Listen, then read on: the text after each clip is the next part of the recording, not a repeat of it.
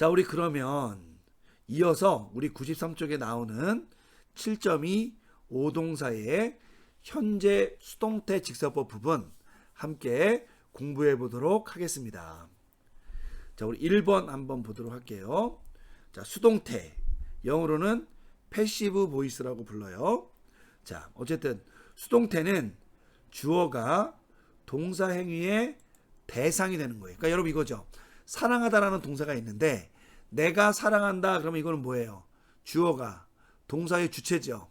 하지만 내가 사랑을 받는다 이렇게 얘기가 되면 나는 뭐가 되는 거예요? 이 동사의 대상이 되는 거잖아요. 사랑한다라는 동사의 대상, 그러니까 사랑을 받는 존재가 되는 거죠. 이제 그 개념을 여러분 전달한다고 보시면 됩니다. 이를 위해서 동사의 능동태형이 수동태형으로 변경됩니다. 한국어의 경우 이를 피동태라고 부르는데요. 다만 한국어에서는 피동형이 사용되지 않거나 선호되지 않는다라는 점에 여러분이 조금 주의를 기울이셔야 돼요. 자, 한번 보겠습니다. 예외문인데요. 한국어의 피동형 허용과 회피를 볼게요. 자, 회피의 예를 보겠습니다. 창문이 깨졌다 이렇게 표현이 되는데 얘를 피동형으로 쓰면 창문이 깨짐을 당했다. 여러분 이렇게 표현할 수 있잖아요. 얘는 허용이 되지 않는다라는 겁니다. 그러니까 회피가 되는 거죠. 반면에 사자가 토끼를 먹었다. 이렇게는 우리가 이제 능용어로 쓰지만 또 이것이 이제 토끼가 주어가 돼서 토끼가 사자에게 먹혔다 이렇게 쓸 수기도 하잖아요. 그러니까 이거는 뭐냐면 허용이 되는 예라는 거죠. 그러나 다른 예로 밥이 나에게 먹혔다라는 것은 좀 부자연스럽습니다. 결국 여러분 뭘 얘기하는 거예요? 창문이나 밥 같은 이 비생명체, 꼭 사람이 아니더라도 생명체 아닌 것들, 그러니까 주도적으로 자신이 무엇인가 할 수 있는 그런 역동성을 갖고 있는 그런 생명체가 아닌 이상은 이제 일반적으로는 피동형이 적용되지 않는다라는 거고, 이제 인간을 비롯한 예를 들면 이 생물이나 능동적인 행위를 할 수 있는 어떤 이런 존재들은 이제 우리가 피동형을 많이 쓰지는 않지만 허용이 되기도 한다 그 얘기를 하는 거예요. 그러니까 우리말은 이런 제약이 있다는 걸 여러분이 염두에 두시면 되는 거죠. 2번 현재 시제에서 수동형은 중간태형과 어형이 동일하기 때문에 형태를 함께 암기하지만 그 의미에서는 구분을 분명히 하는 것이 중요합니다. 다만 성경 헬라어에서는 수동태형이 더 빈번하게 사용이 돼요. 이거는 여러분 내용과도 관련이 있습니다. 예를 들면 우리가 구원하다라는 동사가 헬라어로 소조라는 동사인데요. 어쨌든 구원하다라는 동사가 헬라어에 많이 사용되는데 보세요. 예수님이 우리를 구원하신다라는 말을 쓰잖아요. 능동형. 우리는 예수님에 의해 하나님 말씀으로 구원받는다. 많이 써요, 안 써요? 많이 쓰죠. 근데 예를 들면 나는, 우리는 우리를 구원한다. 이런 말 성경에 잘 나오지 않죠. 그죠? 그렇기 때문에 우리 성경의 내용 때문에라도 수동형이 사용되는 경우가 많이 있고, 하지만 꼭 그것이 아니더라도 꼬인의 시대에 가서는 이 의미의 어떤 분명화뿐만 아니라, 또 그러면 이제 제기대명사를 쓰면 중간태가 분명해지니까 그런 기능뿐만 아니라 언어가 이제 일반 공용어가 되면서 너무나 세밀한 어떤 문법적 사안들이 많이 이렇게 좀 통합되고 이렇게 되는 경향이 좀 있었어요. 꼬인의 시대에. 그러다 보니까 중간태가 사용되는 경우도 있지만 대부분은 형태도 동일하기 때문에 수동태형으로 그냥 사용되는 경우가 더 많았다라고 여러분이 이해하시면 되겠습니다. 다만 수동태 문장의 경우 행위자를 동반하는 경우가 많기 때문에 구별이 어렵지 않다는 거예요. 여러분 이런 게 행위자죠. 내가 구원을 받는데 여러분 누구에 의해서 구원을 받아요? 예수님에 의해서 구원을 받잖아요. 그러니까 내가 구원을 받게 하는 행위자가 뭐로 표현돼요? 예수님에 의해 라는 이 말로 표현이 되잖아요. 근데 예를 들면 중간태는 그런 말 쓰지 않죠. 나는 예수님에 의해서 내 자신을 구원한다. 말은 할 수 있지만 그죠? 의미는 통하지 않잖아요. 그래서 중간태에는 일반적으로가 아니라 중간태에는 행위자가 등장하지 않는 반면에 수동태에는 종종, 왕왕, 행위자가 표현이 돼서 이 의미를 완성시킨다라는 점에서 우리가 이 중간태와 수동태의 어떤 형태적인 어떤 동일함 때문에 생기는 혼란을 이 행위자의 어떤 표현으로 우리가 쉽게 분별해낼 수 있다, 구분해낼 수 있다라는 것을 말씀드립니다. 자, 우리 그러면 현재 수동태 직사법형을 한번 공부해 보도록 하겠습니다. 뭐 형태는 중간태 형태랑 동일하다고 말씀을 드렸기 때문에 따로 우리가 뭐 따질 것은 없겠지만 그래도 우리가 기초문법을 공부하니까 그 부분 한번 설명해 보도록 할게요. 우선은 얘도 현재 형태니까요. 현재 어간, 그러니까 기본형의 류요 동사인데 얘가 현재랑 형태가 동일하죠. 현재 능동태형이랑. 그래서 현재 어간에다가 이제 이 류요 동사는 능동태 어미 오가 붙어 있는데 이 경우에는 수동태 어미를 붙여줘야 된다라고 말씀을 드렸습니다. 자, 그러면 어떻게 되냐면 한번 따라해 볼게요. 그러니까 류 현재 어간에다가 수동태 어미를 갖다가 활용하면 된다 이거예요. 오를 떼고. 자, 한번 따라해 보겠습니다. 류 오마이, 류에, 류 에따이, 류 오메타, 류 에스테, 류 온따이 이렇게 됩니다. 어명만 한번 다시 따라해 보겠습니다. 오마이 에 에따이 오메타 에스테 온따이 이렇게 된다는 거예요. 여러분 왠지 우리가 금방 배운 것 같죠? 그 이유가 뭐라 그랬어요?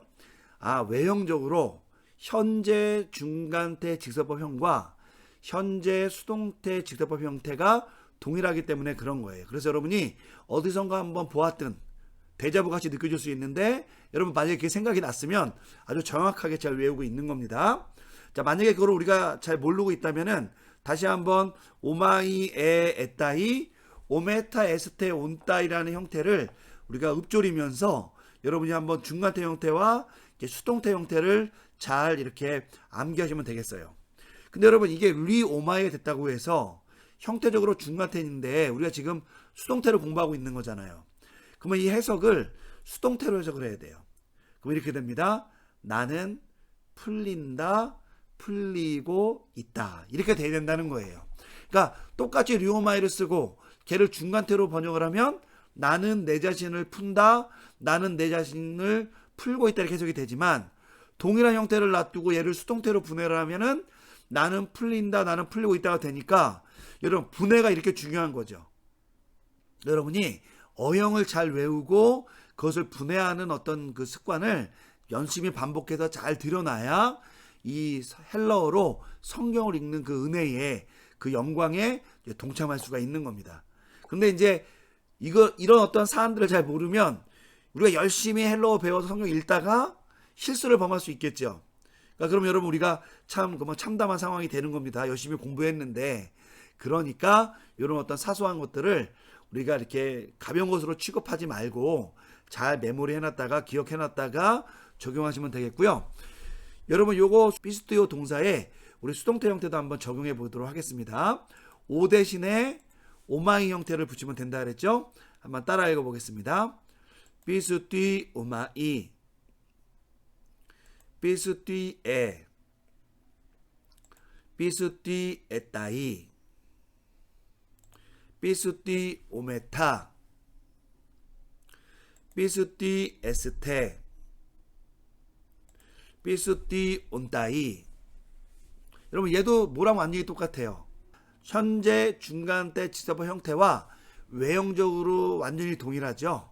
하지만 얘가 수동태라고 된다면 얘는 뜻이 뭐가 되냐면 나는 믿어진다는 뜻이에요. 여러분 근데 나는 믿어진다 그러면은 내가 누군가의 신앙의 대상이 된다 이런 뜻이 아니라 얘는 위임의 의미를 나타냅니다. 일반적으로. 그래서 예를 들면 나는 저 주인에 의해서 믿어진다 그러는 말은 주인이 나를 믿는다는 의미가 아니라 일반적으로는 주인이 나에게 일을 맡긴다 이런 뜻이에요. 그래서 이 동사의 쓰임에 대해서 여러분 뭐 좀 주의를 하시지만 우선은 그거는 2차적인 문제고 이 어형의 형태가 이렇게 바뀐다라는 것 보시면 되겠습니다.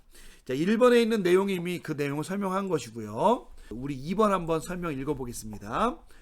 수동형은 형태상 7.1.1에서 살펴본 중간태형과 동일하기 때문에 분해, 파싱이라고 하죠. 분해를 정확히 해야 한다.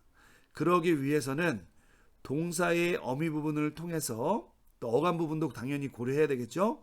시, 대, 법, 수, 인칭을 분해하고 또한 동사의 기본형. 이제 기본형은 어디서 오는 거냐면 현재 능동태 직서법 단수 1인칭형과 외형적으로 동일하거든요.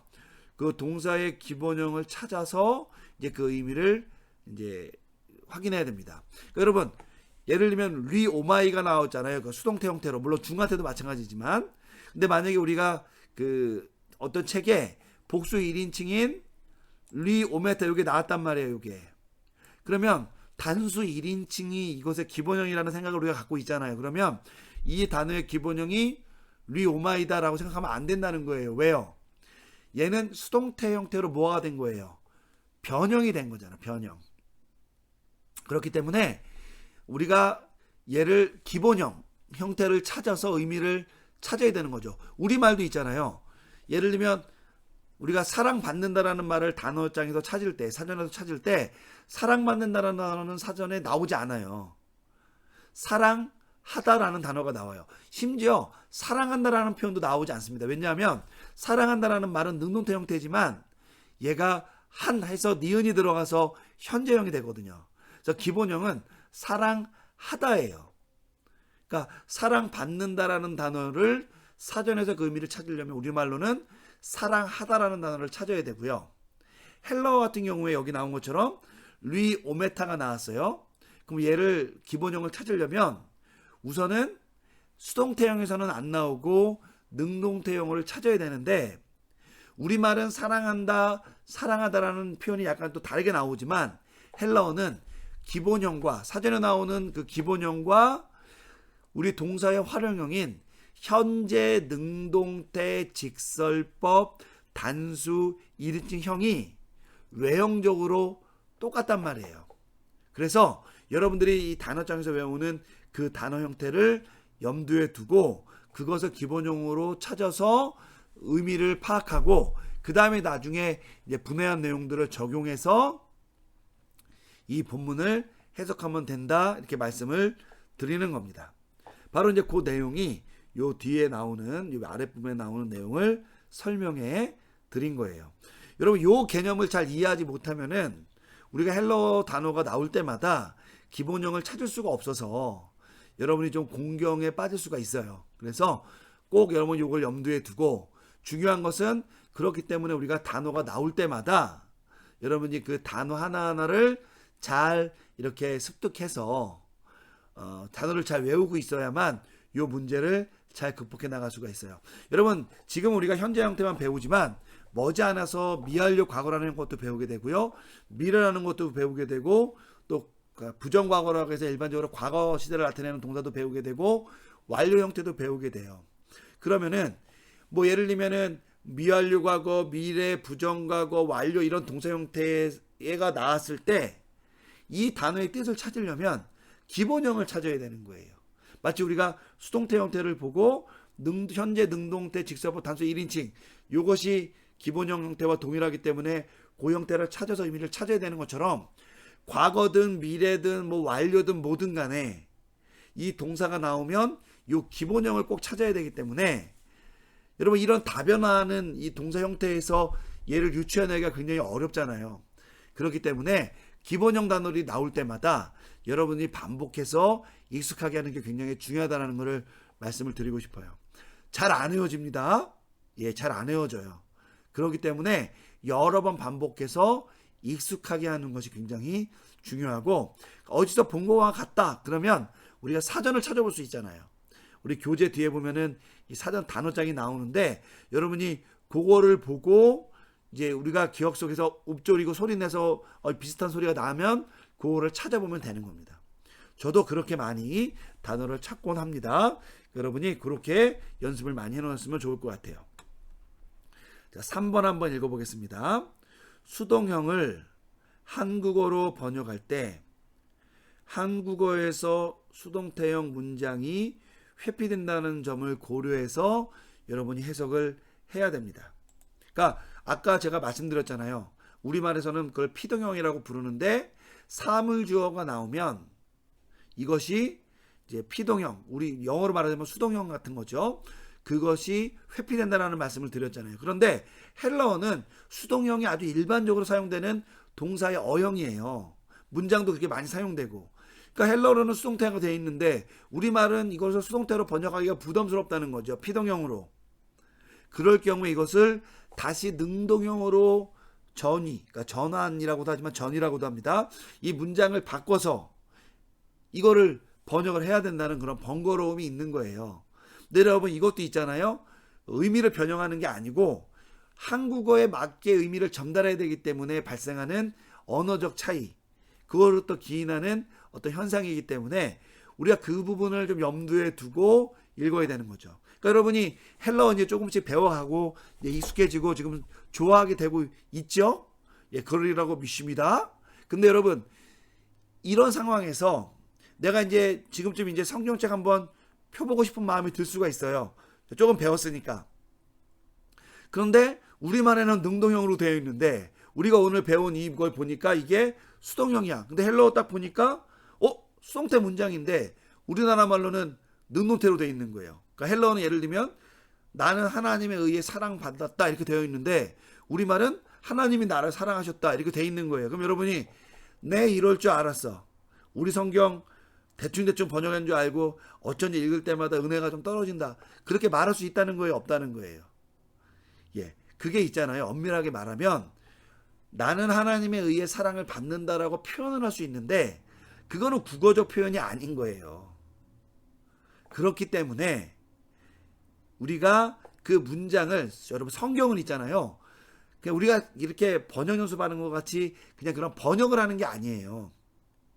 이 성경 번역이라는 것은 설명을 하는 것도 아니고 해설을 하는 것도 아니고 하나의 언어를 다른 하나의 언어로 완벽하게 그 의미를 이해하고 형식까지 맞출 수 있으면 금상첨화지만 그게 아니더라도 그 의미를 정확하게 전달하고 그 내용이 왜곡되지 않도록 하는 그런 목적으로 하는 것이 번역이거든요.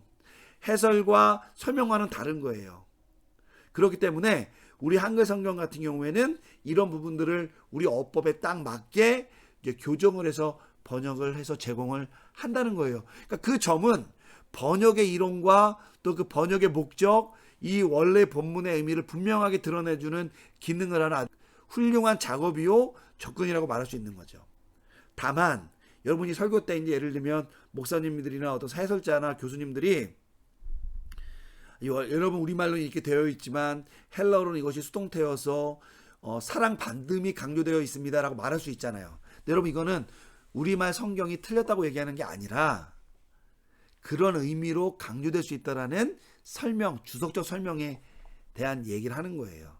그러니까 여러분이 그런 것 때문에 갈등하실 필요가 있다 없다. 갈등할 필요가 없는 거예요. 제가 이 말씀을 드리는 이유는 헬라어에서는 이 수동형, 우리 앞에서 배웠던 중간태 형태가 뭐 빈도수는 적지만 등장하고 있는데 이런 것들이 우리 말에는 그렇게 선호되지 않는 경향이 있기 때문에 좀 주의를 하라. 그리고 우리말과 헬라어를 비교해 볼 때 이런 문제, 이런 어떤 번역상의 어떤 이런 언어적 차이를 극복하기 위한 문제들이 이제 신중하게 다뤄지고 있기 때문에 우리가 이제 그것을 1대1로 완벽하게 조화될 것이다라 어형 형식까지 그렇게 생각하는 것은 조금 지나친 생각이다라고 여러분에게 말씀을 드린 거예요. 그렇게 할 수 있다면 가장 좋아요. 저는 개인적으로 강독이나 이럴 때 이렇게 할 때는 그것을 의미를 충분히 살립니다. 하지만 만약에 제가 성경을 번역하게 되는 그런 은혜로운 그 자격을 얻게 돼서 혹시 나중에라도 그런 성경 번역을 하는 일을 하게 되면은 아마 제가 강독을 하거나 설명을 할 때처럼 그렇게 번역을 할 수는 없을 거고 그렇게 해서도 안 된다고 저는 생각하고 있습니다. 의역이 아니에요, 이거는 여러분. 이거는 번역의 이론에 맞춰서 설명할 수 있는 겁니다. 그래서 여러분, 내가 헬라어 배웠는데 내가 한글 성경과 비교해서 좀 비교해 보겠다. 좋은 시도지만 단지 헬라어를 배웠다고 해서 이것을 문자적으로 적용하는 것보다 더 그 이상의 문제가 있다는 것 여러분 염두에 두고 이 수동태 문형을 수동태의 의미를 또한 잘 기억해 놓으면 좋을 것 같아요. 그래서 언어적 차이에서 기인한 현상이라고 말씀을 드린 거고요. 한편 능동태형과 수동태형에서 의미가 일부 변경되는 경우가 있기도 합니다. 예를 들어 위에 삐스띠오 동사는 원래 믿다 동사인데요. 수동태가 되면 얘가 믿어진다라고 우리가 번역을 해야 되는데 사실은 그런 의미보다는 신약성경에서는 위임되다라는 의미로 많이 사용됩니다. 따라서 일부 어휘들의 수동의 의미를 제시할 때는 꼭 주의를 할 필요가 있다라는 것 여러분 염두에 두시면 좋겠고요. 자, 우리가 이제 이것을 이제 염두에 두고 이 7.2.2에서 분해하기를 한번 공부해 보도록 하겠습니다. 자, 제가 이제 여러분 사실은 요거는 있잖아요. 그 앞서서 우리가 중간태 했을 때와 동일한 어떤 어형을 제시했어요. 그래서 리에따이, 리에스테, 삐스띠 오메타, 삐스띠 온따이를 제시했는데 제 의도는 뭐냐면 형태가 동일하지만 분해가 다르면 의미가 달라진다는 걸 말씀드리고 싶은 거예요. 자, 여러분 리에따이는 리오 동사에서 왔는데 얘가 에따이가 중간태형일 수도 있지만 수동태형일 수도 있잖아요. 그리고 대부분은 뭐로 된다? 수동태가 되잖아요. 그럼 얘가 어떻게 분해가 되느냐? 현재 수동태 직설법 단수 3인칭이 돼요. 여기에 우리가 수동태로 분해했기 때문에 뜻이 뭐가 되냐면 그가 풀린다 혹은 그녀가 풀린다 이렇게 된다는 거예요. 자, 에스테는 복수 2인칭인데 분해를 수동태로 하면 뭐가 되는 거예요? 너희가 풀린다 이렇게 되는 거죠. 만약에 얘를 중간태로 분해해보면요. 너희가 너희 자신을 푼다 이렇게 되는 거죠. 자, 믿다 동사, 삐스띠오 동사인데요. 이 동사의 이제 복수 1인칭 형태가 삐스띠 오메타인데 얘를 수동태로 분해를 하니까 우리가 믿어진다. 그러니까 위임과 관련되어 있는 뜻이 되고요. 삐스띠 온따이를 수동태로 분해하니까 복수 3인칭이 돼서 그들이 믿어진다 혹은 뭐 위임된다라는 의미로 이해가 될 수 있다라는 거죠. 그래서 여러분 중간태 형태와 수동태 형태가 동일하기 때문에 우리가 분해하고 해석할 때에 주의를 기울여야 된다라는 점 여러분 꼭 염두에 두시면 되겠고요. 하지만 형태는 하나로 쓰니까 오마이 에 에따이 오메타 했을 때 온따이를 잘 외워서 현재 어간 이제 능동태형에서는 오가 붙는데 그거를 떼고 그 뒤에 오마이 에 에따이 오메타 했을 때 온따이를 붙여서 활용하여 사용한다. 여러분 그 점을 꼭 기억하시기를 부탁드리겠습니다.